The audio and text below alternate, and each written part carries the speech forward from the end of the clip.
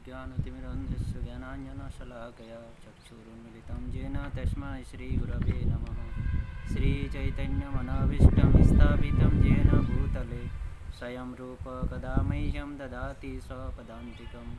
वन्देऽहं श्रीगुरु श्रीयुतपदकमलं श्रीगुरून् वैष्णवांश्च श्रीरूपं सग्रजातं सहगण रघुनाथान्वितं तं सजीवं साद्वैतं सवधूतं परिजनसहितं कृष्णचैतन्यदेवं श्रीराधाकृष्णपादान् सहगण ललिता श्रीविशाखान्वितांश्च।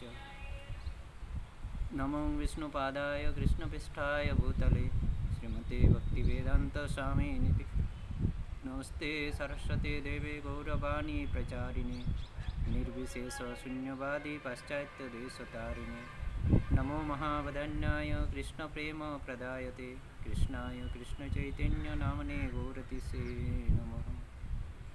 अजानुलम्बितभुजो कनकायवदतो संकीर्तनैकपितरो कमलायताक्षो विश्वम्भरो द्विजवरो जुगधर्मपालो वन्दे जगत्प्रियकरो करुणावतारो। हे कृष्ण करुणा सिन्धु दीनबन्धो जगत्पते गोपेश गोपिकान्त राधाकान्त नमस्तुते। तप्त काञ्चन गौरांगी राधे वृन्दावनेश्वरी वृषभानुसुते देवी प्रणमामि हरिप्रिये। वृन्दावै तुलसीदेव्यै प्रियायै केशवस्य च विष्णुभक्तिप्रदे देवी सत्यवत्यै नमो नमः। श्रीरूप श्री सनातन भट्ट रघुनाथ श्रीजीव गोपाल भट्ट दास रघुनाथ ऐछाय गोसाई करी चरणबंदन जहाँ होते विघ्ननाश अभीष्टपुरन वंशाकल्पतरुभ्यश्च कृपा सिन्धुभैव च पतितानां पावनेभ्यो वैष्णवेभ्यो नमो नमः। जय श्रीकृष्ण चैतन्य प्रभु नित्यानंद श्री अद्वैत गदाधर श्रीवासादि गौरभक्तवृंद। हरे कृष्ण कृष्ण कृष्ण हरे हरे हरे राम राम राम हरे हरे। हरे कृष्ण। नमो विष्णुपादाय कृष्णपृष्ठाय भूतले श्रीमते भक्तिवेदांत नमो विष्णुपादाय कृष्णपृष्ठाय भूतले श्रीमते गोपाल कृष्ण गोस्वामिनिति नामिने प्रभुपादेश साहित्यं जय प्रकाशी च वितरित प्रचारं कृतवान् साधुपादाय ते नमः। हरे कृष्ण। तो हम लोग 6 गोस्वामियों के बारे में श्रवण करने का संकल्प लिया है। हम लोग आगे 6 गोस्वामियों में से जो प्रधान गोस्वामी है ज्येष्ठ सनातन गोस्वामी उनके बारे में श्रवण कर रहे हैं। शुरू किए हैं सनातन गोस्वामी ज्येष्ठ गोस्वामी सनातन गोस्वामी से। तो हम लोग आगे श्रवण किए हैं कि ये सनातन गोस्वामी रूप गोस्वामी किस प्रकार गौड़ के राजा हुसैन शाह के दरबार में राज कर्मचारी के पद में नियुक्त हुए। इस प्रकार से हम लोग श्रवण किए हैं। गौड़ के राजा हुसैन शाह उन लोगों को दबीर खां साकर मल्लिक उपाधि प्रदान करते हैं। दबीर खां साकर मल्लिक शब्द का अर्थ क्या है वो भी हम लोग श्रवण किए हैं। तो ये गौड़ राज्य कि जो हुसैन शाह का राज्य था राजधानी था गौड़ देश। गौड़ देश का वर्णन शास्त्रों में बहुत सारे शास्त्रों में व्याख्या किए हैं। जैसे कुर्मादि पुराणों में वर्णन है। कुर्म पुराण में वर्णन है। कुर्म पुराण में कहते हैं जो पहले जो श्रावस्ती नगरी थी भारतवर्ष में पूरा काल में भारतवर्ष में श्रावस्ती करके एक नगरी थी। उस श्रावस्ती नगरी का ही नामांतरण रूप गौड़ देश है। श्रावस्ती नगरी का नामांतरण रूप गौड़ देश है। पाणिनि बराहमीर और सेन वंश के राजा जिस नगर में राजधानी निर्माण किए थे उस नगर को गौड़ नगर कहा जाता है। प्राचीन समय में जो सेन वंश के राजाएं थे सेन वंश की राजाएं थे बराहमिहिर पाणिनि इत्यादि जो राजा महाराजाएं थे वे लोग जहाँ पर अपनी राजधानी स्थापन की थी उस स्थान को गौड़ देश या गौड़ नगर के नाम से कहा जाता है।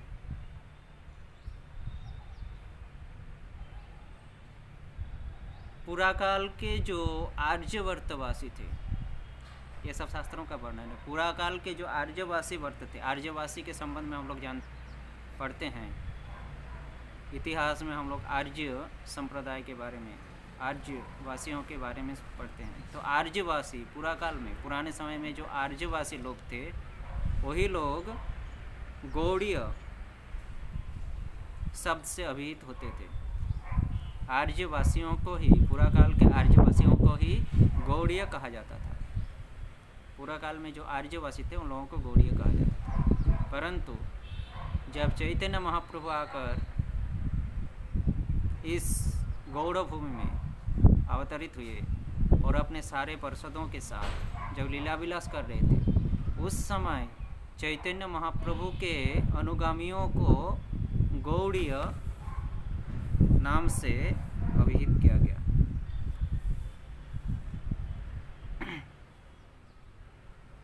यानी चैतन्य महाप्रभु के अनुगामियों को, जो लोग चैतन्य महाप्रभु के अनुगामी है, वही लोग गौड़ीय है। चैतन्य महाप्रभु के मत को ग्रहण करने वाला, चैतन्य महाप्रभु के दिखाए गए पथों को अनुसरण करने वाला, उस पथ में चलने वाले व्यक्तियों को ही गौड़ीय कहा जाता है। ये गौड़ियों की व्याख्या है। शब्दार्थ मंजरी में भी कहा गया है कि सूर्यवंश में मानधाता राजा, सूर्यवंश जिस वंश में स्वयं रामचंद्र आकर अवतरित हुए थे, उस सूर्यवंश के जो राजा थे, मानधाता राजा, उसके एक दौत्री थे जिनका नाम था गौड़। तो वह दौत्री, मानधाता के राजा के जो दौत्री जिस देश में अपना राजत्व किए थे, अपना राजधानी बसाए थे, उस देश को गौड़ देश या बंग देश कहा जाता है। सूर्यवंश में जो मानधाता राजा थे, उस मानधाता राजा के दौत्री यानी दत्तक रखते हैं ना, जो पुत्र वगैरह नहीं होते हैं तो दूसरों के पुत्रों को अपने पास रखते हैं, तो ऐसे ही मानधाता राजा के एक दौत्री थे, दत्तक पुत्र थे, जिनका नाम था गौड़। तो मानधाता राजा के दत्तक पुत्र यानी दौत्री जिस देश में अपना राजधानी स्थापन किए थे, उस देश को गौड़ देश या बंग देश कहा जाता है। ये शब्दार्थ मंजरी का वर्णन है। शब्दार्थ मंजरी करके एक ग्रंथ है, उससे यह वर्णन मिलता है कि मानधाता राजा, सूर्यवंशीय मानधाता राजा के दौत्री जिनका नाम गौड़ था, वह गौड़ दौत्री जहाँ पर अपना राजत्व किया था, उस स्थान को गौड़ देश या बंग देश कहा जाता था। तो इस प्रकार से इस गौड़ देश में ही राजा हुसैन शाह का राजधानी था, और ये राजा हुसैन शाह का राजधानी जहाँ पर था, उस स्थान का नाम है रामकेली। अभी भी रामकेली का दर्शन हमें मिलता है। वह रामकेली स्थान अभी पश्चिम बंगाल के जो मालदह जिले है, मालदह शहर, तो उस मालदह शहर के 10 माइल दक्षिण पश्चिम भाग में यह रामकेली स्थान हुसैन शाह की राजधानी उपस्थित है। मालदह शहर के 10 माइल दक्षिण पश्चिमी भाग में, मालदह शहर के दक्षिणी पश्चिमी भाग के 10 माइल दूरी में यह रामकेली ग्राम हुसैन शाह की राजधानी अवस्थित है। वहाँ पर श्री रूप और सनातन के जो स्मृति चिन्ह है, वो लोग वहाँ पर रहे थे। महाप्रभु उन लोगों को वहाँ पर कृपा प्रदान किए थे। इसका जो स्मृति चिन्ह अभी तक प्रदर्शित होता है वहाँ पर, इस रामकेली गांव में।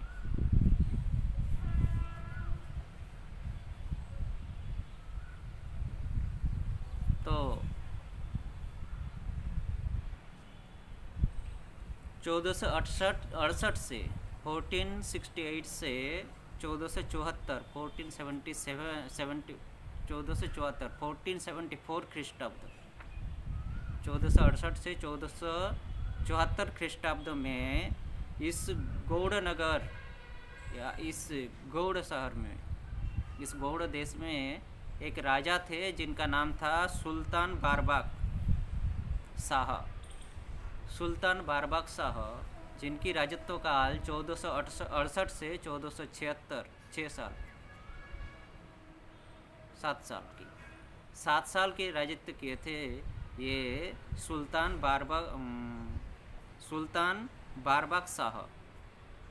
तो ये जो जब इनकी शासनकाल चल रही थी उस समय श्री रूप और सनातन के जो पितामह यानी दादा थे, दादाजी, यानी श्री रूप, सनातन और श्री वल्लभ यानी अमर, संतोष और अनुपम के दादाजी मुकुंद देव यानी कुमार देव के पिता। रूप सनातन के पिताजी का नाम है कुमार देव और कुमार देव के पिताजी का नाम है मुकुंद देव। तो ये मुकुंद देव ये सुल्तान बारबाग शाह के राजधानी में एक उच्च पद के राज कर्मचारी थे। 1468 से 1474 साल की बात है। तो ये राज कर्मचारी के पद में नियुक्त थे, उच्च राज कर्मचारी के पद में सुल्तान बारबाग के राजत्व काल में। तो जब कुमार देव यानी रूप सनातन के पिता, ये लोग कहाँ रहते थे? बाकला चंद्र द्वीप में, और उनके दादा यानी मुकुंद देव कहाँ काम करते थे? ये सुल्तान बारबाग के राजधानी रामकेली में। तो कुमार देव की जब मृत्यु हो गई तब ये अमर, संतोष और अनुपम बहुत ही छोटे थे। अमर, संतोष, अनुपम बहुत छोटे थे, इसलिए मुकुंद देव ने क्या किए, वे उन लोगों को रामकेली लेकर आ गए, जहाँ पर वो राज कर्मचारी के पद में नियुक्त थे सुल्तान बारबाग शाह के वहाँ। तो उन लोगों ने अपने पोते को वहाँ लेकर आ गए, रामकेली नगर, और तब से वे लोग वहाँ रहने लगे, इस गौड़ राज के राजधानी में।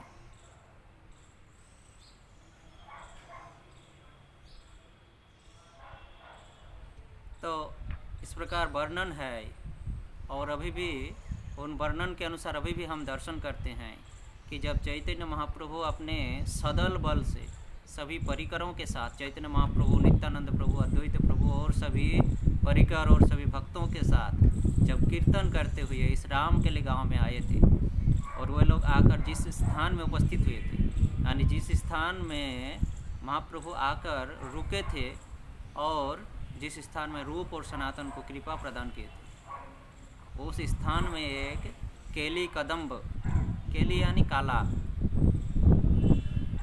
काला को कालिया भी कहा जाता है। जगन्नाथ को उड़ीसा में कालिया कह के पुकारते हैं, कालिया भी कहा जाता है, केली भी कहा जाता है। केली शब्द का मतलब है काला। तो ये केली कदम्ब का वृक्ष और एक तमाल का वृक्ष अभी भी विराजमान है उस स्थान में।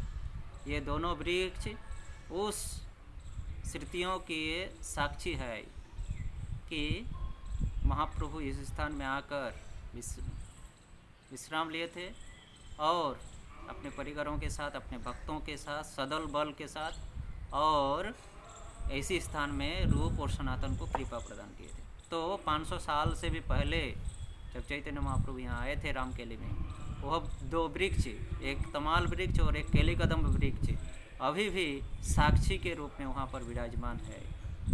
तभी भी हम लोग उस वृक्षों को दर्शन करते हैं, और उसी वृक्ष के नीचे एक ऊंचे स्थान में, एक ऊंचे चबूतरे में एक पत्थर के ऊपर चैतन्य महाप्रभु के चरण चिन्ह है। चैतन्य महाप्रभु जब आए थे उस पत्थर के ऊपर उनका चरण चिन्ह चैतन्य महाप्रभु स्मृति चिन्ह के रूप में रख कर गए थे। तो वह चरण चिन्ह अभी भी वहाँ पर सुरक्षित रूप से रखा गया है। उसी दो पेड़ों के नीचे, केली कदम्ब और तमाल वृक्ष के नीचे एक ऊंचे वेदी के ऊपर उस चरण चिन्ह को रखे हैं, और उसी चरण चिन्ह के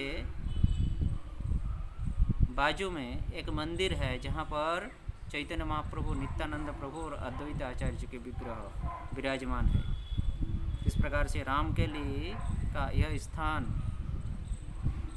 जहाँ पर महाप्रभु पदार्पण किए थे रामकेली में, वो स्थान अभी भी हम दर्शन कर सकते हैं।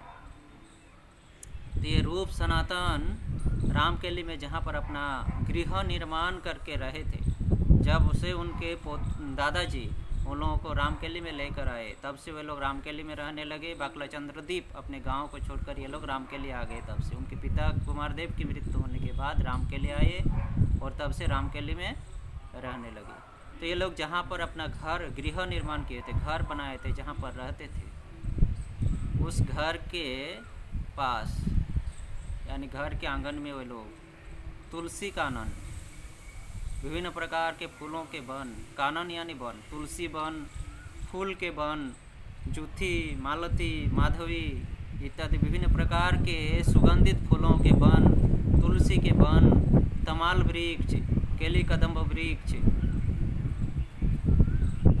इस प्रकार के ये सब पौधे, पेड़ पौधे वे लोग वहाँ पर लगाए थे। क्योंकि इसका पीछे कारण यही था रूप सनातन का कि ये तुलसी कानन, ये सुगंधित फूलों के कानन, ये केली कदम्ब वृक्ष, ये तमाल की वृक्ष, इनको दर्शन करके वृंदावन की स्मृति जागृत हो, वृंदावन की भावना मन में जागृत हो। ये सब देख के तुलसी का वन, फूलों का वन, केली कदम्ब वृक्ष, केली कदम्ब वृक्ष और तमाल वृक्ष, ये सब देख के वृंदावन का स्मृति चारण हो, स्मृति वृंदावन को याद आए, इसलिए वे लोग ये सब अपने घर के सामने लगाए थे। और क्या किए थे, वहाँ पर राधा कुंड, जहाँ पर वे लोग रहते थे रामकेली, वहाँ राधा कुंड, श्याम कुंड और विभिन्न सखियों के नाम से और भी कुंडों की खुदाई किए थे, ताकि इन लोगों का नाम स्मरण करते हुए, इन कुंडों का नाम स्मरण करते हुए भगवान श्री कृष्ण के सारे परिषद और भगवान श्री कृष्ण के धामों का स्मरण हो, याद हो। उस स्थान में अभी भी श्री श्री राधा मदन मोहन का की विग्रह उस स्थान में अभी भी है। दर्शनीय स्थान रामकेली, दर्शन में अगर हम जाते हैं तो ये सब दर्शन हमें मिलता है अभी भी। और वहाँ पर अभी भी राधा मोहन मदन मोहन की विग्रह है, जिनकी पूजा अर्चा होती रहती है। और चैतन्य महाप्रभु इस स्थान में रामकेली में पधारे थे ज्येष्ठ महीना के समय। अभी ज्येष्ठ महीना चल रहा है, इसी समय चैतन्य महाप्रभु पधारे थे। कौन सी तिथि है उसका उल्लेख नहीं है शास्त्र में, पर महीना कौन सा था उसका उल्लेख है। ज्येष्ठ महीना में चैतन्य महाप्रभु रामकेली आए थे रूप सनातन को उद्धार करने के लिए, कृपा प्रदान करने के लिए। तो इस ज्येष्ठ महीना में चैतन्य महाप्रभु रामकेली में पदार्पण किए थे, रामकेली आए थे, इसलिए उस दिवस को याद करते हुए अभी भी इस ज्येष्ठ महीना में उस स्थान में रामकेली में चैतन्य महाप्रभु के आगमन महोत्सव को स्मरण करते हुए अभी भी वहाँ पर मेला होता है।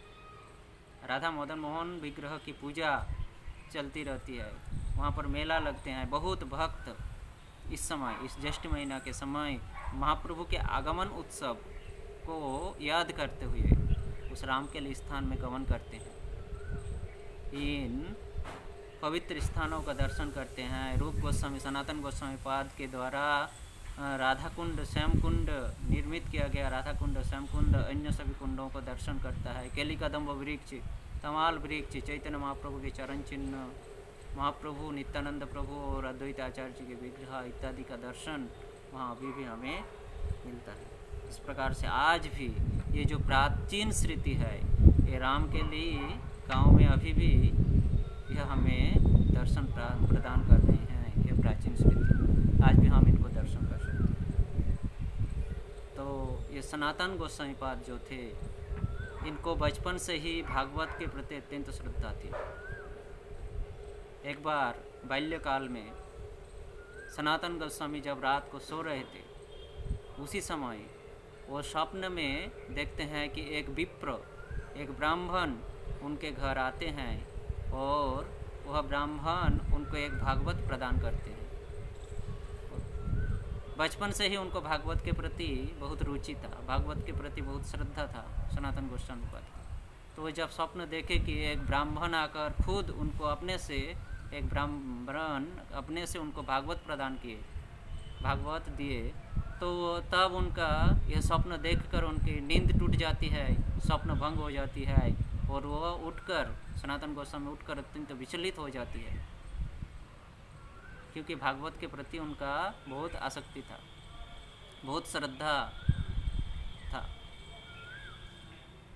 इस प्रकार से वो बहुत विचलित रहते हैं। ठीक उसके दूसरे दिन प्रातः सुबह जो स्वप्न में वो दर्शन किए थे रात को, जिस ब्राह्मण को दर्शन किए थे, वही ब्राह्मण दूसरे दिन प्रातः काल में उनके घर आते हैं और सनातन गोस्वामी को एक भागवत प्रदान करते हैं। जिस प्रकार वो स्वप्न में देखे थे, अभी सनातन गोस्वामी का स्वप्न सत्य हो जाता है। और सनातन गोस्वामी पाद को जैसे ही वह ब्राह्मण भागवत प्रदान करते हैं, सनातन गोस्वामी पाद उस भागवत को ग्रहण करते ही वो प्रेम में विभोर हो जाते हैं।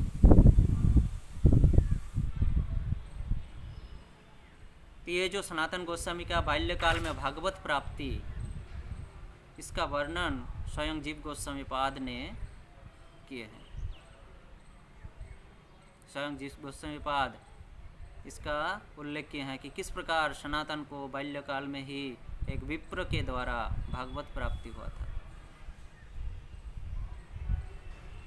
नरहरि चक्रवर्ती ठाकुर भी भक्ति रत्नाकर ग्रंथ में इस लीला का वर्णन किए हैं, सनातन गोस्वामी की भागवत प्राप्ति।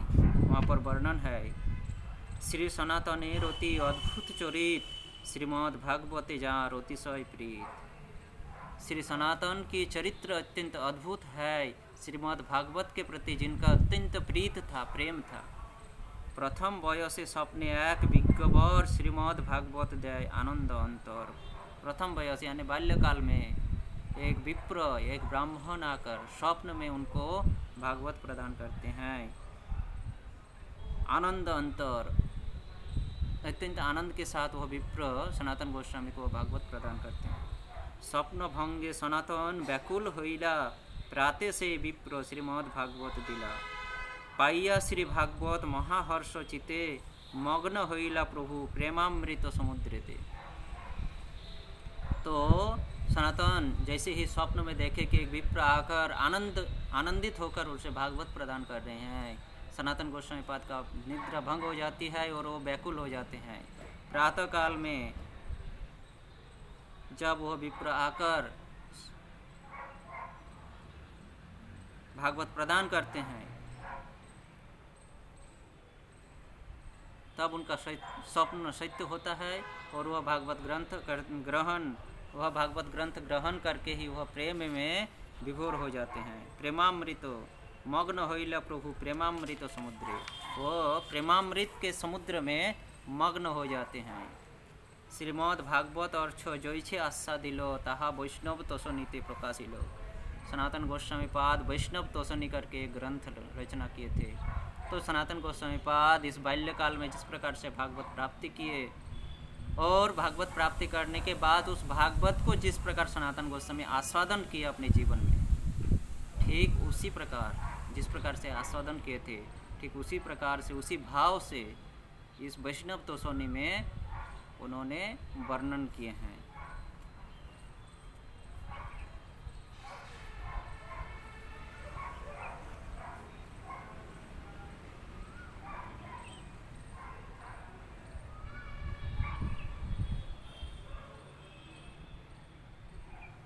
किस प्रकार बाल्यकाल से ही सनातन गोस्वामी, रूप गोस्वामी शास्त्र चर्चा, साधु संग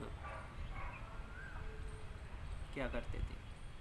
बाल्यकाल से ही वे लोग साधुओं के संग, वैष्णवों के संग करते थे, भक्तों के संग करते थे, शास्त्र चर्चा करते थे। बाल्यकाल में ही उनको भागवत ग्रंथ प्राप्त हुआ था, एक ब्राह्मण के द्वारा, एक साधुओं के द्वारा। इस प्रकार ब्राह्मण वैष्णव साधुओं के संग शास्त्र चर्चा बाल्यकाल से ही सनातन गोस्वामी, रूप गोस्वामी करते थे। इसका वर्णन भक्ति रत्नाकर ग्रंथ में किए हैं श्री नरहरि चक्रवर्ती ठाकुर। इंद्र सम सनातन रूपेर सभाते आइसे शास्त्रज्ञगण नाना देश होते। विभिन्न देशों से ये रूप और सनातन के सभाओं में, जिनकी सभा इंद्र के समान वर्णन किया गया है। इंद्र सम सनातन रूपेर सभा थे। सनातन और रूप गोस्वामी की जो सभा थी, वैष्णवों की सभा, वो इंद्र के समान थे। उन सभाओं में विभिन्न देशों से विप्र लोग, शास्त्रज्ञ लोग, ब्राह्मण लोग आते थे।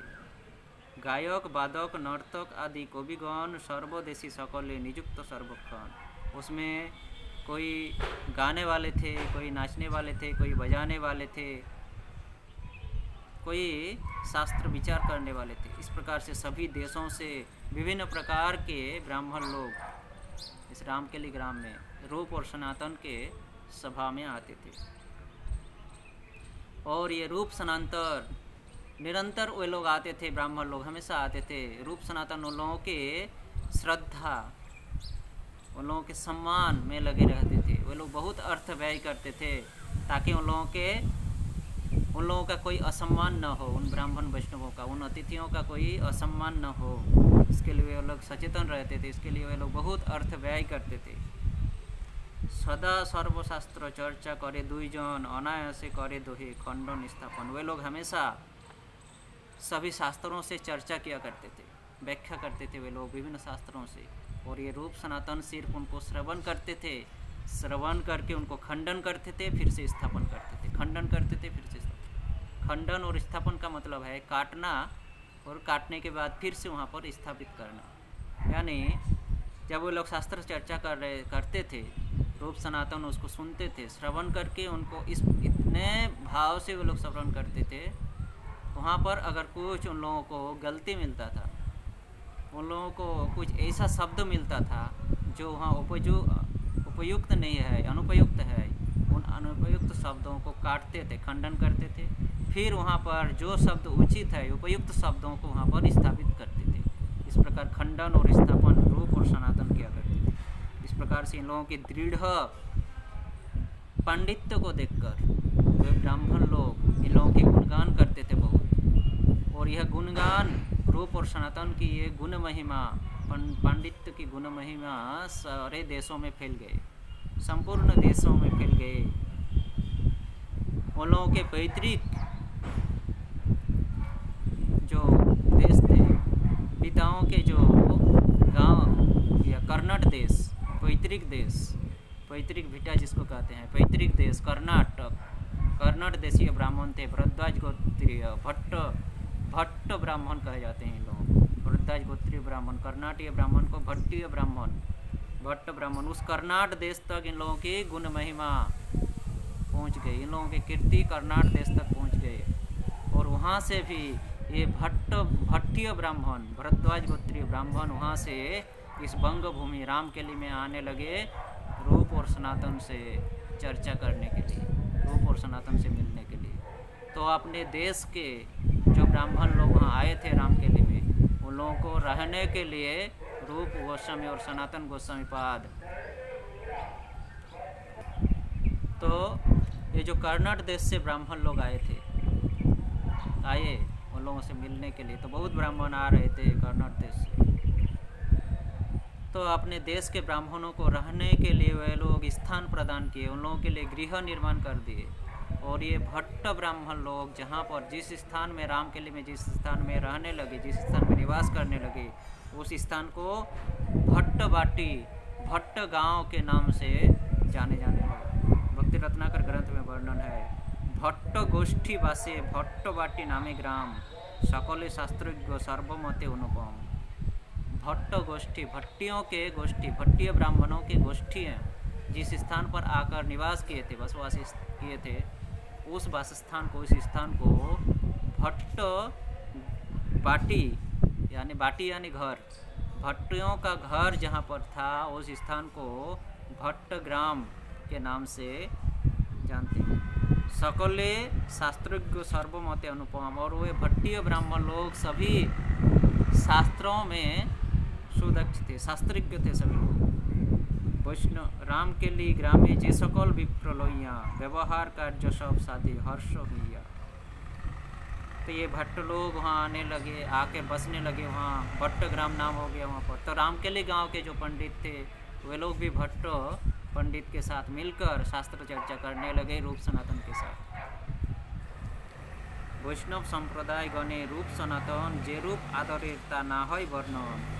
इन वैष्णवों के संप्रदाय में रूप और सनातन का जिस प्रकार आदर था, ये वैष्णव के समाज, ब्राह्मणों के समाज रूप और सनातन को जिस प्रकार से आदर करते थे, उनका वर्णन नरहरि चक्रवर्ती ठाकुर कह रहे हैं, ता ना होय वर्णन, उनका वर्णन नहीं हो सकता है।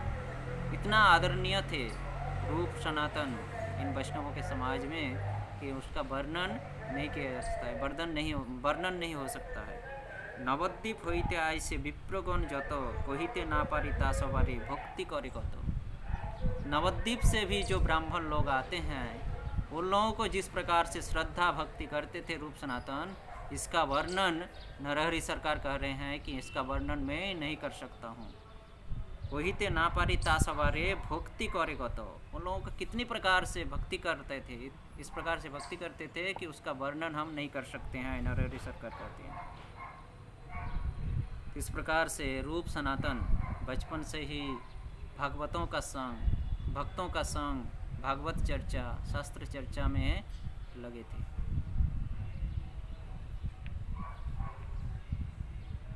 भक्ति रत्नाकर ग्रंथ में सनातन गोस्वामी के गुरुदेव के बारे में वर्णन किए गए। वे गुरुदेव के प्रति अत्यंत श्रद्धावान थे। इसलिए दसम टिप्पणी में सनातन गोस्वामी अपनी टिप्पणी की 10वीं टिप्पणी में अपने गुरुओं के बारे में बताए हैं।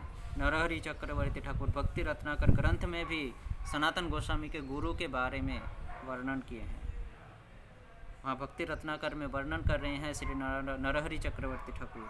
श्री सनातनेर गुरु विद्या वाचस्पति, मध्य मध्य रामकेली ग्रामे तार स्थिति। सनातनेर गुरु विद्या वाचस्पति। विद्या वाचस्पति कौन? नवद्वीप शहर के रहने वाले विद्यानगर, नवद्वीप शहर में विद्यानगर के रहने वाले विद्या वाचस्पति ये सनातन गोस्वामी के गुरु थे। मध्य मध्य रामकेली ग्रामे तार स्थिति। वे बीच बीच में, मध्य मध्य बीच बीच में वे रामकेली गांव में आते थे सनातन से मिलने के लिए, अपने शिष्य से मिलने के लिए। सर्वशास्त्र अध्ययन करे जार ठाई, जोइछे गुरु भक्ति कही ओइछे साध्य नहीं। जिसके पास से सनातन सही प्रकार के शास्त्रों का अध्ययन किए थे, शास्त्रों का अध्ययन विद्या वाचस्पति से किए थे सनातन गोस्वामी पाद। जिनके पास से सनातन गोस्वामी शास्त्र अध्ययन किए थे, जोइछे गुरु भक्ति कही ओइछे साध्य नहीं, उस गुरुओं के प्रति इस प्रकार का भक्ति था सनातन गोस्वामी के पाद का कि उस वो मैं कह नहीं सकता हूँ। नरहरि चक्रवर्ती ठाकुर कह रहे हैं कि जिस प्रकार का भक्ति सनातन गोस्वामी के पास था वो मैं कह नहीं सकता हूँ। सनातन कृत श्री 10वीं टिप्पणीते लिखिल गुरुर नाम मंगल निमित्ते। सनातन गोस्वामी के द्वारा रचित जो 10वीं टिप्पणी है, उसमें सनातन गोस्वामी पाद खुद अपने गुरुओं का नाम उल्लेख किया है, क्योंकि मंगल के लिए अपनी गुरु की गुणगान करना, गुरु के नामों का वर्णन करना, उनका गुणगान करना, ये सब करने से मंगल होता है। इसलिए सनातन गोस्वामी पाद भी ये विद्या वाचस्पति, जिनके पास से वे शास्त्र अध्ययन किए थे, सही प्रकार के शास्त्र अध्ययन किए थे, वो 10वीं टिप्पणी में अपने गुरुओं के नामों का उल्लेख किए हैं। वहाँ एक श्लोक लिखे हैं सनातन गोस्वामी पाद, भट्टाचार्यम सार्वभौमम विद्या वाचस्पतिन गुरु वंदे विद्याभूषणंच गौड़ देश विभूषणम। मैं अपने गुरुदेव विद्या वाचस्पति सार्वभौम भट्टाचार्य और गौड़ देश के विभूषण विद्याभूषण के चरण कालों में प्रणति निवेदन करता हूँ। किनके किनके चरणों में? सनातन गोस्वामी कहते हैं, मैं अपने गुरुदेव विद्या वाचस्पति सार्वभौम भट्टाचार्य और गौड़ देश के जो विभूषण है विद्याभूषण, उनके चरण कमलों के मैं वंदना कर रहा हूँ। वंदे श्री परमानंद भट्टाचार्यम रसप्रियम रामभद्रम तथा बानी विलासम चोपदेशकम।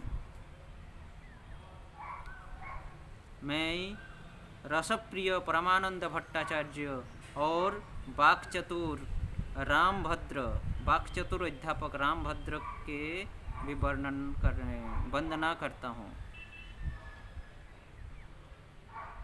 परमानंद भट्टाचार्य जो कि अत्यंत रसप्रिय थे, रसप्रिय मतलब भाव, जो राधा कृष्ण के भाव में विभोर रहते थे, भगवान के भाव में विभोर रहते थे, अत्यंत रसिक भक्त थे।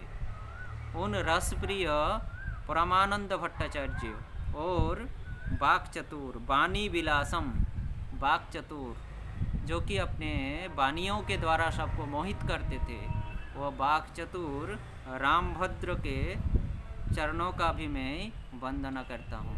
सनातन गोस्वामी पाद अपने 10वीं टिप्पणी में लिखते हैं। सनातन गोस्वामी पाद इस प्रकार से इन पंडितों के पास से विद्या वाचस्पति, सार्वभौम भट्टाचार्य, विद्याभूषण, रामानंद भट्टाचार्य, रामभद्र, इन लोगों के पास से विभिन्न प्रकार के शास्त्रों का अध्ययन किए थे। सनातन और रूप गोस्वामी पाद विभिन्न प्रकार के भाषाओं को जानते थे, विभिन्न प्रकार के भाषा थे, फारसी भाषा इत्यादि भाषा सीखे थे वो लोग। और इसको सीखने के लिए वे लोग इन सभी भाषाओं के जो गुरु होते थे, महान महान गुरु, उन लोगों के पास ये लोग जाकर इन भाषाओं को अध्ययन किए थे, इन भाषाओं को सीखे थे। सप्तग्राम, आदि सप्तग्राम जो है पश्चिम बंगाल में, वहाँ त्रिवेणी का संगम है, गंगा जमुना सरस्वती का संगम। कालप्रभा में वह संगम अभी हम दर्शन नहीं कर पाते हैं, परंतु यह आदि सप्तग्राम अभी भी वहाँ उपस्थित है। यह आदि सप्तग्राम स्टेशन भी है, आदि सप्तग्राम रेलवे स्टेशन। तो ये आदि सप्तगांव में पारसिक भाषा के एक पंडित थे जिनका नाम था पंडित फकरुद्दीन। पारसी भाषा के पंडित थे फकरुद्दीन। उनके पास जाकर रूप और सनातन पारसी भाषा सीखे थे। फकरुद्दीन के पास जाकर पारसी भाषा को ग्रहण किए थे, सीखे थे। इस प्रकार से रामकली में अवस्थान करते हुए रूप गोस्वामी और सनातन गोस्वामी, अमर और संतोष, उस समय रूप सनातन नाम नहीं हुआ था, अमर और संतोष रामकली में रहकर अवस्थान करके इस प्रकार से अपनी शिक्षा दीक्षा को पूरा किए थे। और भगवत सेवा में, शास्त्र चर्चा में हमेशा लगे रहते थे वो लोग बाल्यकाल से ही। तो ये लोग चैतन्य महाप्रभु के वहाँ पदार्पण से आने से पहले ही ये लोग क्या हो गए थे, मुसलमान शासक हुसैन शाह के राज कर्मचारी के पद में नियुक्त हुए थे। एक का नाम हुआ था दबीर खास और रूप गोस्वामी, और आगे चलकर रूप गोस्वामी बने, और एक थे साकर मल्लिक, आगे चलकर जो बने सनातन गोस्वामी पाद, जिनकी चर्चा अभी हम लोग कर रहे हैं, साकर मल्लिक, सनातन गोस्वामी पाद की। यहाँ पर बीच बीच में रूप गोस्वामी का भी नाम उल्लेख आ रहा है, क्योंकि कोई कोई लीलाएँ उन लोगों का इस प्रकार है जो कि मिलजुल कर किए हैं। जैसे भागवत चर्चा, वैष्णवों की सेवा, सनातन गोस्वामी, रूप गोस्वामी एक साथ मिलकर ये विभिन्न भाषाओं की शिक्षा, विभिन्न भाषाओं को शिक्षा ग्रहण करने के लिए उन भाषाओं के पंडितों के पास, जैसे पारसी भाषा सीखे थे फकरुद्दीन के पास जाकर, दोनों रूप सनातन दोनों एक साथ जाकर सीखे थे फकरुद्दीन के पास आदि सप्तग्राम में जाकर। इसलिए इन लोगों कहीं के पर दोनों भाइयों की चर्चा आ रहा है, परंतु मूलतः रूप से अभी हम लोग सनातन गोस्वामी पाद के बारे में श्रवण कर रहे हैं। तो चैतन्य महाप्रभु रामकली से आगमन से पूर्व ही ये लोग दबीर खास और साकल मल्लिक के नाम से की उपाधि प्राप्ति करके हुसैन शाह के राज्य में राज कर्मचारी के पद में नियुक्त हो गए। और हुसैन शाह इन लोगों के प्रति इसलिए ज़्यादा आसक्त हुए थे कि ये लोग विभिन्न भाषाओं के पंडित थे, दक्ष पंडित थे, विभिन्न भाषाओं में ये लोग बातें कर सकते थे, सुदक्ष पंडित थे ये लोग।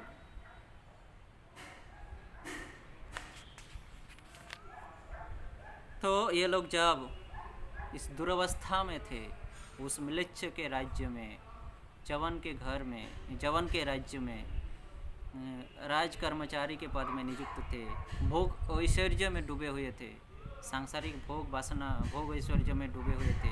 हालांकि इन लोगों की इच्छा नहीं थी, फिर भी लोक शिक्षा हेतु, लोक शिक्षा के लिए, हम लोगों को शिक्षा प्रदान करने के लिए ये लोग इस प्रकार से कर्म कर रहे थे। तो इस प्रकार से दुरावस्था में जब थे, तब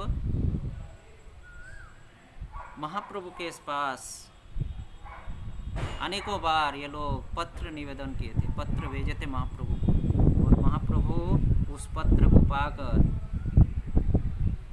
ये उद्वेगपूर्ण पत्र, रूप और सनातन के द्वारा भेजे गए उद्वेग, अपनी दैन्य, अपनी दुरावस्था का वर्णन जिस पत्र में किए थे ये लोग, उस पत्र का पाकर चैतन्य महाप्रभु व्याकुल हो गए थे।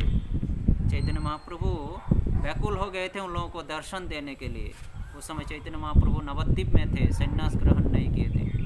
उस समय इन लोगों के पत्र पाकर, जब भी पत्र आता था, चैतन्य महाप्रभु उस पत्र को पढ़कर व्याकुल होते थे, कब इन दोनों भाइयों को, दबीर खास साकर मल्लिक को मैं कृपा प्रदान कर सकूं। क्योंकि चैतन्य महाप्रभु के निजी पार्षद थे, भगवान श्री कृष्ण के निजी पार्षद, मंजरी थी ये दोनों। तो ये अंतर्जामी भगवान श्री कृष्ण उन पत्रों के माध्यम से ये लोग क्या कहना चाहता है, इन लोगों के हृदय का भाव क्या है, रूप गोस्वामी सनातन गोस्वामी को उनको समझ गए थे और इन लोगों को दर्शन देने के लिए व्याकुल हुए थे रूप और सनातन चैतन्य महाप्रभु।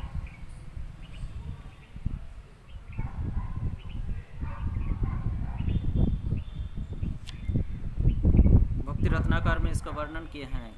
चैतन्य श्री कृष्ण चैतन्य चंद्र बिहरे नदिया सदा उत्कंठित तारा दर्शन लगिया।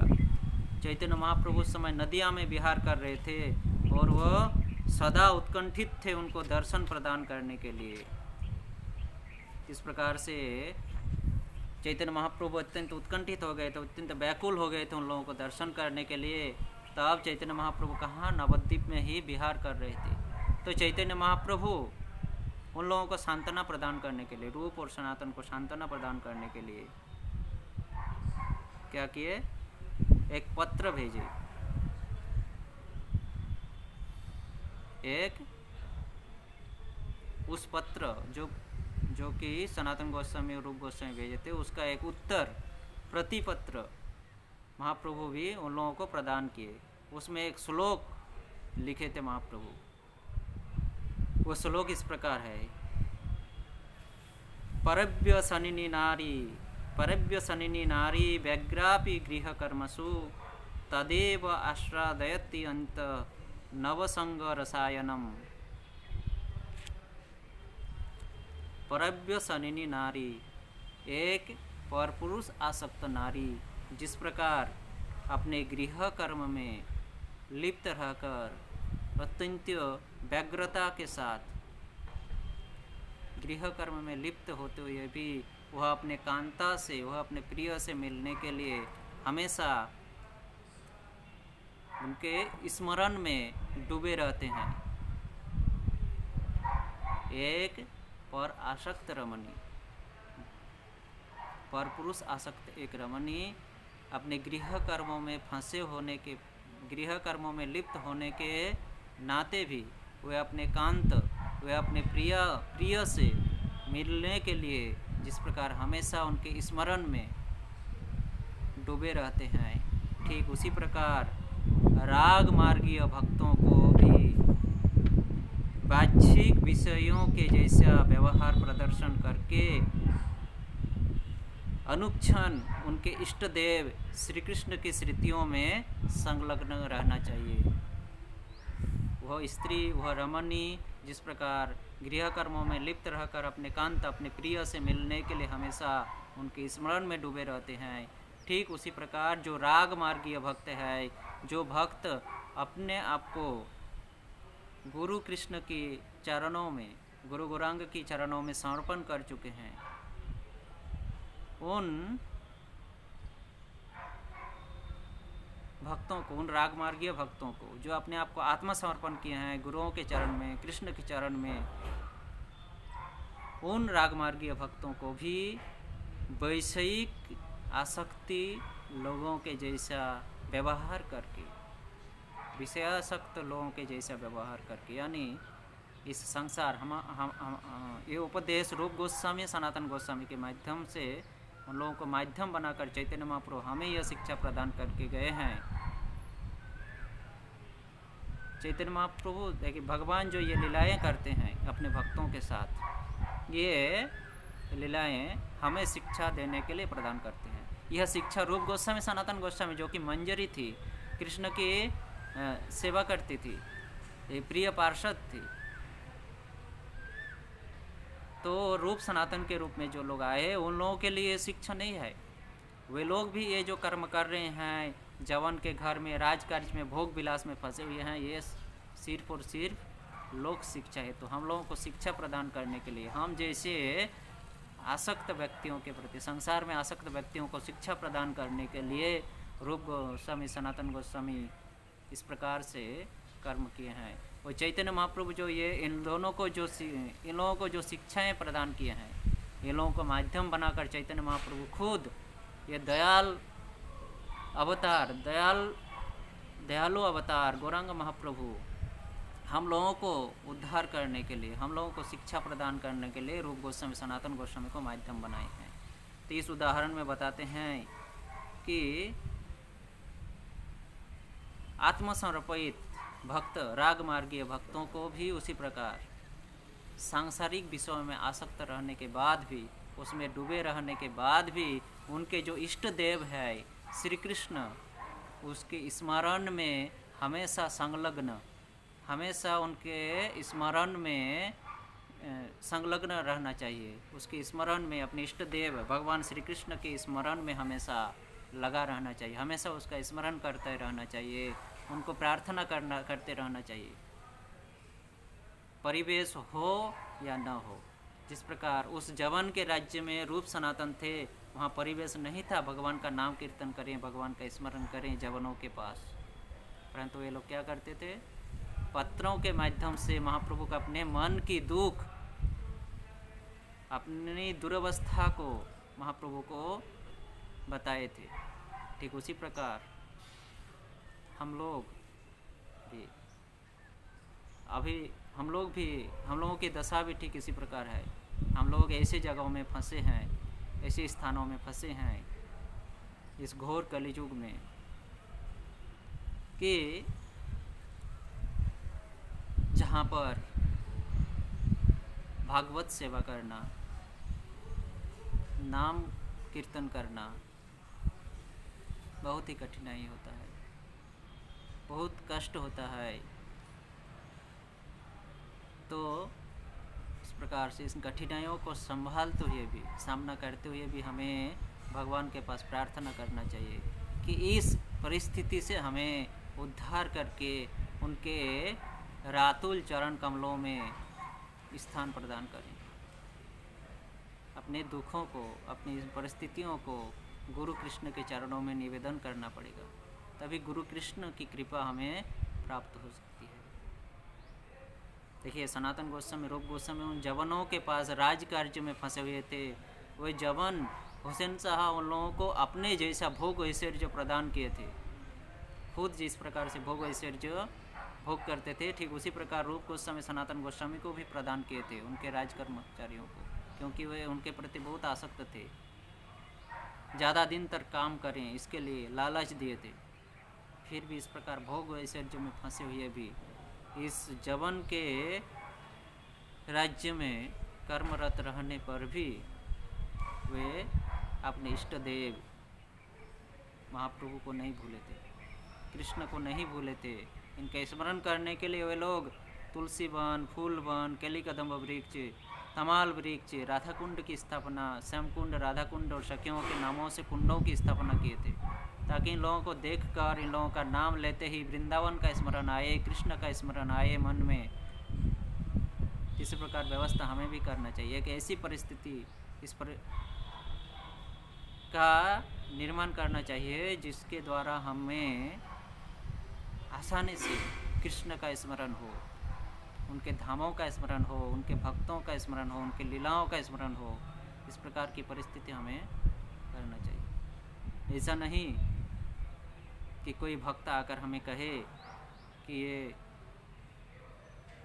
बुक्स रख लो, ये ग्रंथ रख लो, इसको पढ़ो, ये माला रख लो, एक माला करके जप करो, आपकी कल्याण होगी। प्रभु जी क्षमा करें, टाइम कहाँ मिलता है, ये करता हूँ, वो करता हूँ, ये ड्यूटी जाता हूँ, वो करता हूँ, वो करता हूँ, ये काम है, वो काम है। विभिन्न प्रकार का बहाना का एक लिस्ट, बड़ा सा लिस्ट उनके सामने प्रस्तुत कर देते हैं। नहीं, ये इस प्रकार से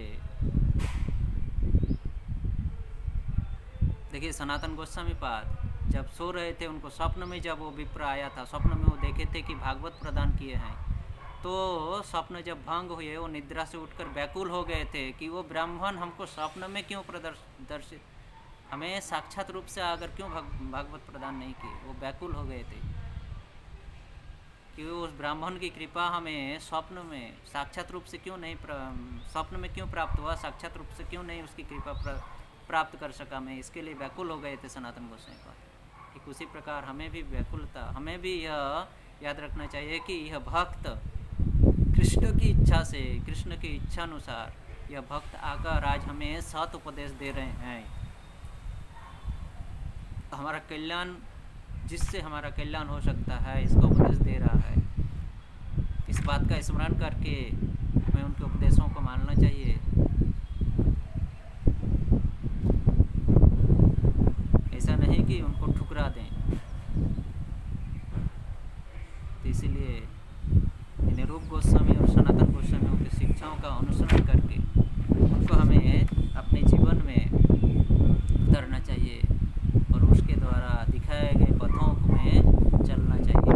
इसलिए ज़रूरत है हमें इन पूर्वतन आचार्यों के जीवन चरित्रों का श्रवण पठन करना, उनके जीवन चरित्रों का श्रवण करना, उनके द्वारा रचित ग्रंथों का पाठ करना, श्रवण करना इत्यादि हमारे लिए बहुत ही जरूरी है।